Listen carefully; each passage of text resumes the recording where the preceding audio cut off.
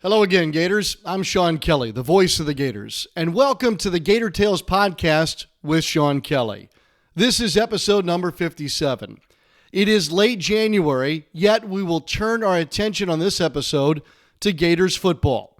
It was announced this week that the spring orange and blue game will be on April the 11th at 12 p.m., and a practice schedule has come out that begins on Tuesday, March the 3rd.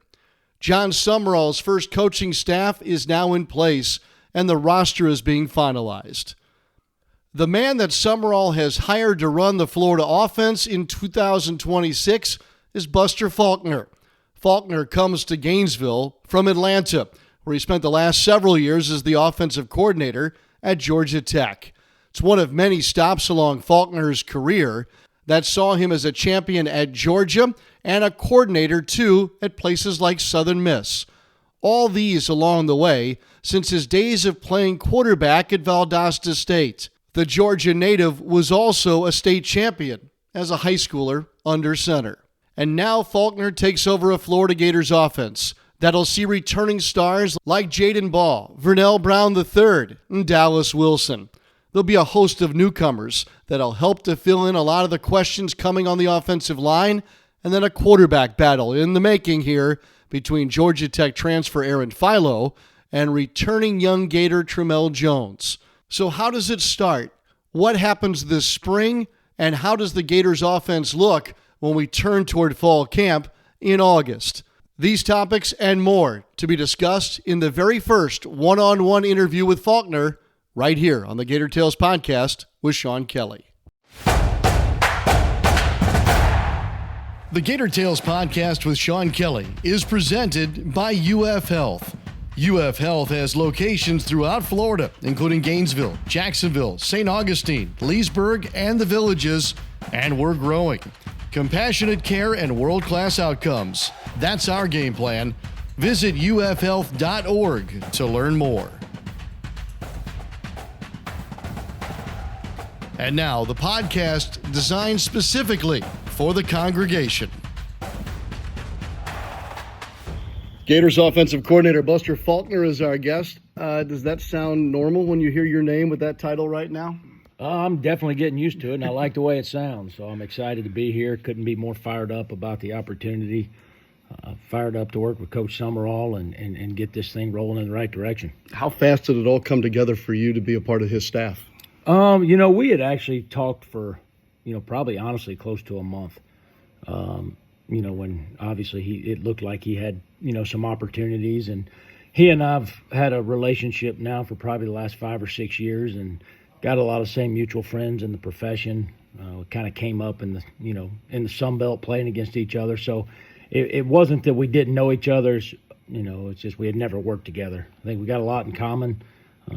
He's got a great, background of winning, is which something that really fired me up. And, I couldn't be more excited about the opportunity.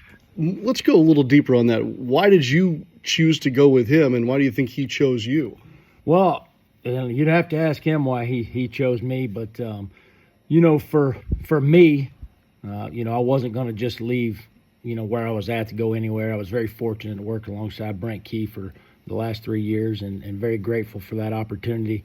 But I wanted to be somewhere and work with someone who was, defensive minded.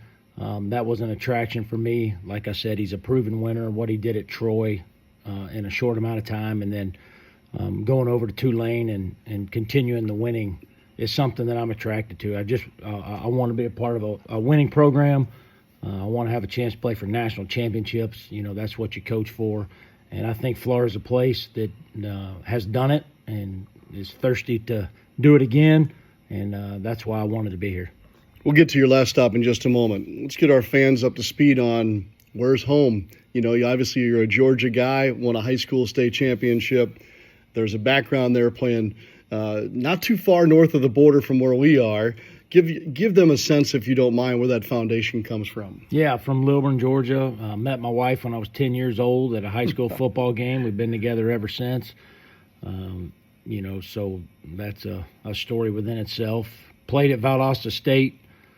First played at Parkview, won a state championship, and then went to Valdosta State, played for Chris Hatcher in the air raid. Kind of got my teeth cut there as far as throwing the football goes.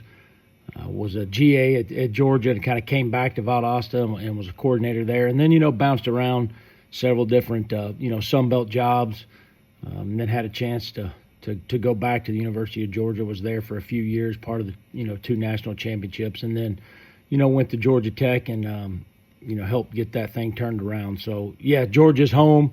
That's where I was born and raised, but right now this is home for me. And, me and my wife have always been be where your feet are. Couldn't be more excited to be where we're at. Buster, when you talk about those steps, air raid that goes back to, Hal Mumby and all those guys and championship pedigree with the Bulldogs and you weren't running air raid at Georgia Tech, but yet there's elements of it there. I mean, if you look back at these steps to get here to Gainesville, which one do you think has had the most influence upon you? First, it starts with my high school coaches. I think that's where the influence really started. Back then, we were one of the winningest teams in the state of Georgia, won a state championship, but it was all about toughness, running the football, being physically and mentally tougher than your opponent. So that always got instilled in me at a young age, and it's something I've carried on.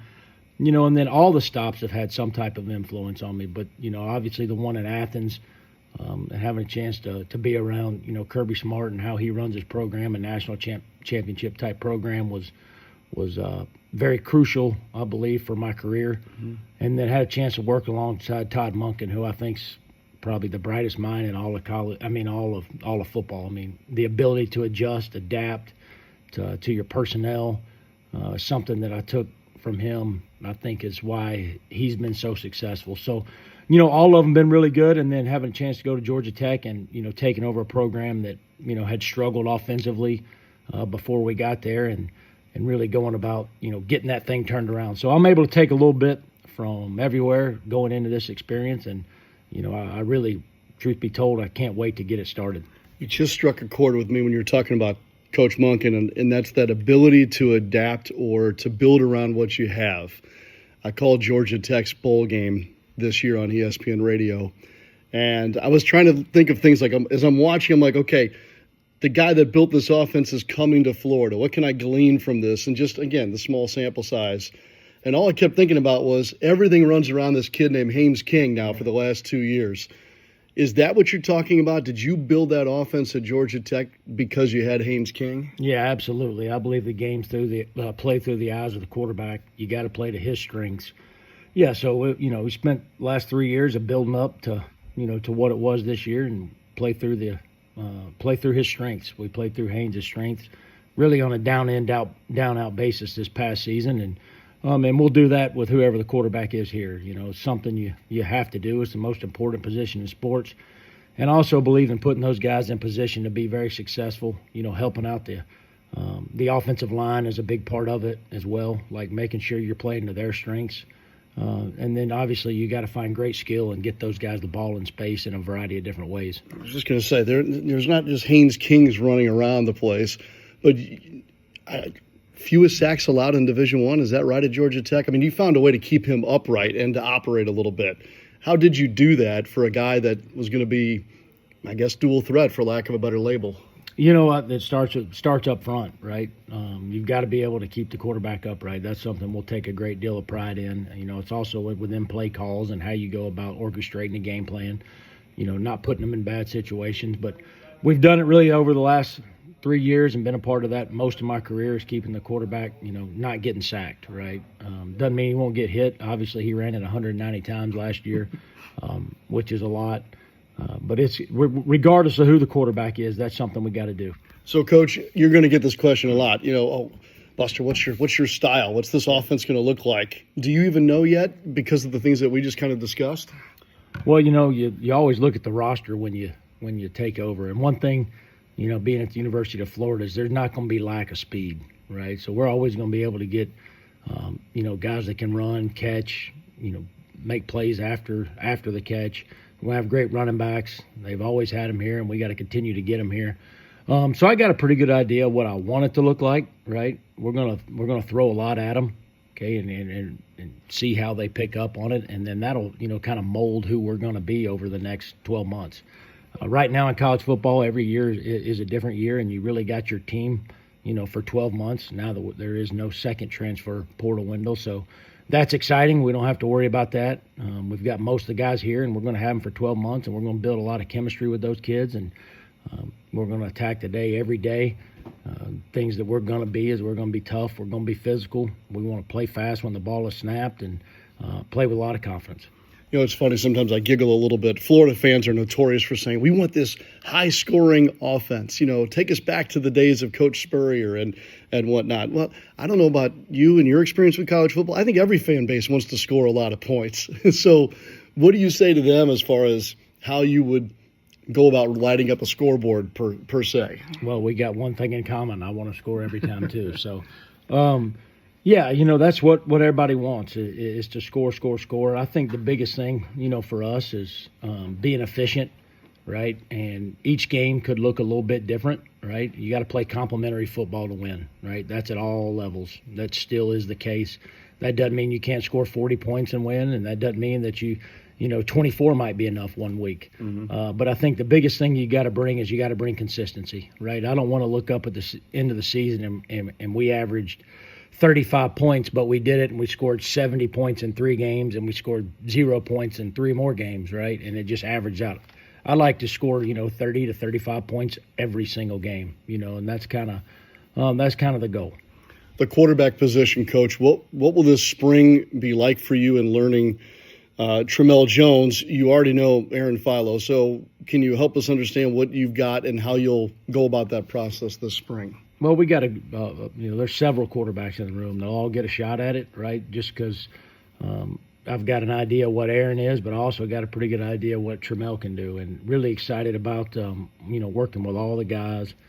And I think one thing that you'll find out is we will play to the strengths of whoever that quarterback is and whoever wins the job and whoever gives us the best chance to win. That's what it's all about. What are the strengths of Philo now after he's been in your system a couple of years? He's got that advantage that, obviously he's been in the system. The one thing that he does a great job of is his pre-snap awareness is really good. He gets the ball out of his hand, probably as fast as any kid I've ever been around. He's extremely accurate passer. He's a natural passer of the football. He moves better than you think.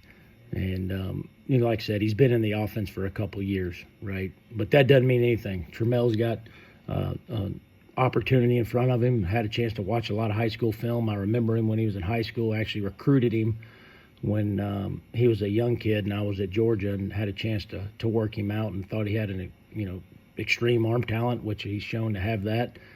He's around the building all the time. He's eager to learn, and I think he's picking things up at a high level. So I look forward to the competition. Everything's about competition at every position that we're going to have here at Florida. Coach, Tramell's not the only guy that's left over from the old system, if you will. In your experience, how hard is that for them to learn, whether you have new terminology for everything or just even the process part of it? That process is underway, obviously, and what is that like? What kind of an undertaking is that for a quarterback like him or a Jaden Ball or a Dallas Wilson? The one thing about all the kids since we've gotten here is they've been eager to learn. Football's football, curl route's a curl route. It's just learning the terminology, the process, the operation, all those things. What goes into being a successful offense is the things that we're trying to lay that foundation really early. They've all been, like I said, eager, hungry.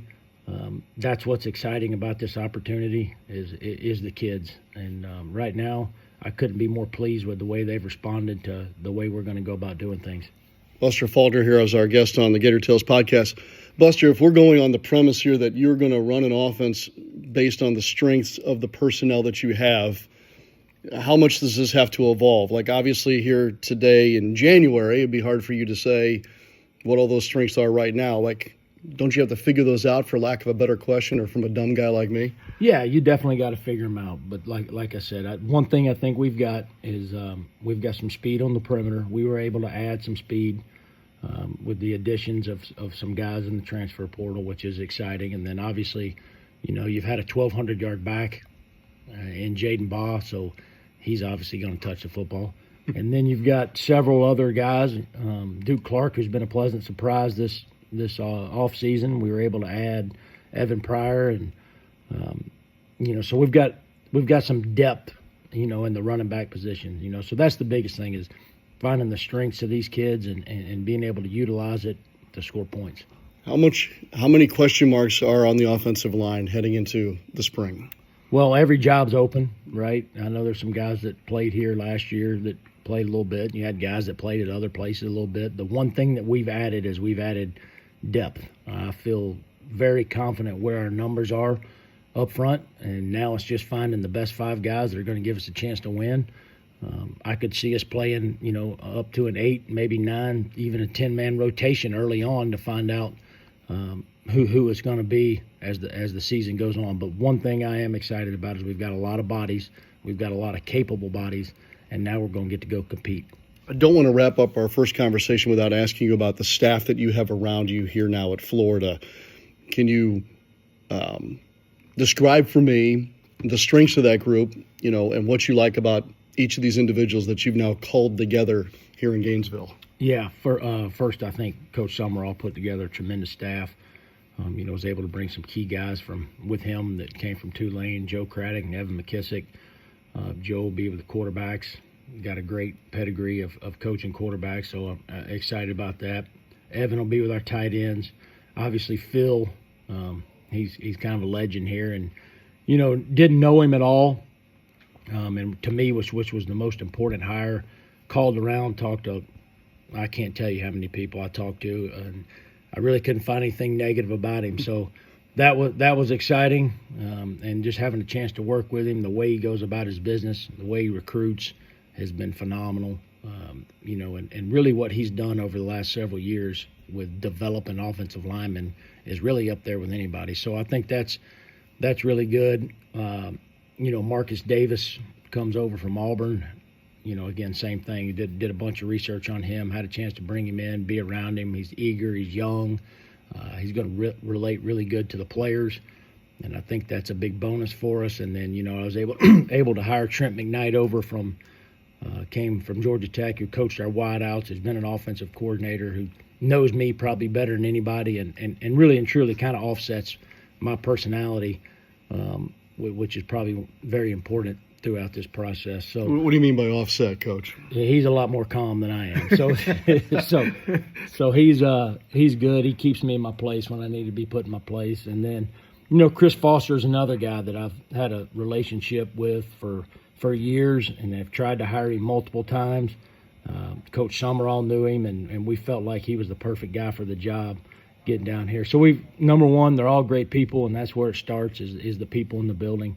And excited about those guys. But we also have a group around them, some guys that were able to come over from Tech that know the offense, that can help implement it, help be with their coaches, help get this thing running, faster, sooner than later. Yeah. And that was very important to me, and I appreciate Coach for allowing those guys to get here, because they're all young, they've all got bright futures, and so we're excited. They'll be a big part of what we do.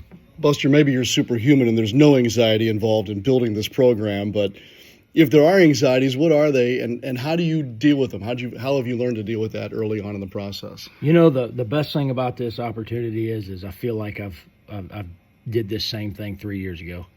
It's a very, very similar situation from an offensive standpoint coming in, and so I feel like I've done it. I feel like I've been a part of this, when I went to Murray State even, 12 years ago, taking over a program that hadn't been very good on offense. So I feel like I'm able to, fall back on, experiences that I've dealt with in the past. So really and truly, there's no anxiety from that. There's always anxiety when you're getting together as a new staff, right, and all getting on the same page, because that's where it's all going to start, is us being on the same page and bleeding down through the kids.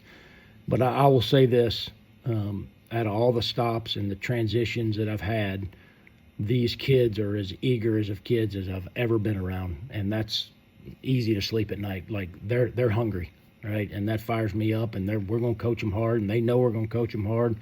We're going to ask a lot of them, and they've responded the way that you would want them to respond.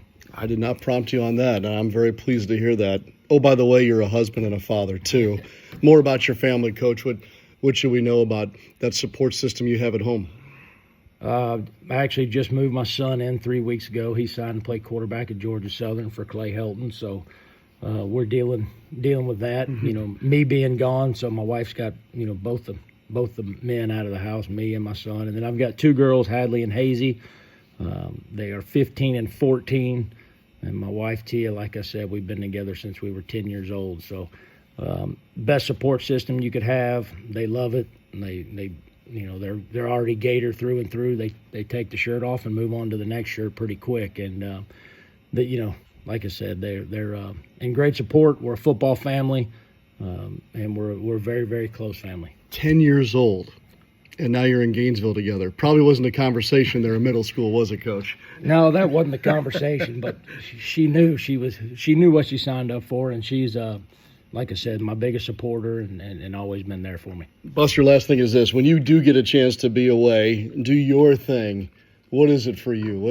What kind of keeps the refresher going for you? Yeah, no, it kind of goes back to family. That's what I'm going to do first and foremost. And now, traveling and watch my son play or my girls play soccer or whatever it is, that'll always be first. But when I do get some time, I do like to play golf. Hear, hear. Go Gators, Coach. Go Gators. Look forward to it. The long road to the season opener now fully underway for Buster Faulkner and the entire Gators football staff under John Sumrall. The off-season conditioning program is now in full swing as well. My thanks to Coach Faulkner for the one-on-one visit. And of course, thanks to UF Health, our presenting sponsor of the Gator Tales podcast with Sean Kelley. Back to basketball, the Gators men on the road this week at South Carolina and back home to see Alabama. And of course, the Gators women continue to go after that second win in SEC play. Congratulations to gymnastics, who's off to a great start, and of course, golf, having early success in the season. And wouldn't you know it, baseball's right around the corner. February begins the next busy season.